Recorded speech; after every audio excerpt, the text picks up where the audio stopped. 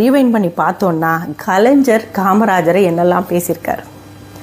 விருதுப்பட்டியில் கருவாட்டு வியாபாரம் செய்யக்கூடிய கருவாட்டுக்காரி சிவகாமியின் புத்திரன் தான் இந்த காமராஜர் பேசினவர் தானே கலைஞர். துறவரம் பூண்ட பட்டினத்தடிகளை துறந்த தாய் போல நான் என் மகனை நாட்டுக்காக அர்ப்பணிச்சிருக்கேன், துறந்துட்டேன்னு சொல்லி அந்த அம்மா சிவகாமி அம்மா கண்ணீர் மல்க ஒரு பத்திரிகை ஆசிரியர்கிட்ட சொன்னார்களாம் வரலாறு. இப்படிப்பட்ட ஒரு உத்தமர், அவரை பெற்ற சிவகாமி அம்மாவை தரக்குறைவாக பேசினவர் தானே கலைஞர்.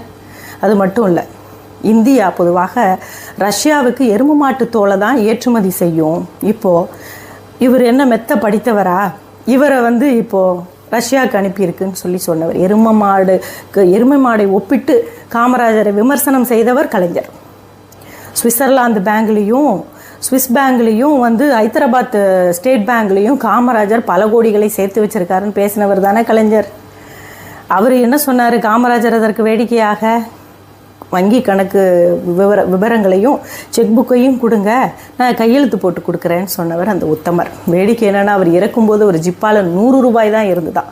அவருடைய வங்கி கணக்கில் எம்பியாக பணிபுரிந்ததற்கான சம்பள தொகை தான் இருந்தது 10,000 ரூபாய். அப்படிப்பட்ட உத்தமர் நமது ஐயா காமராஜர் ஐயா.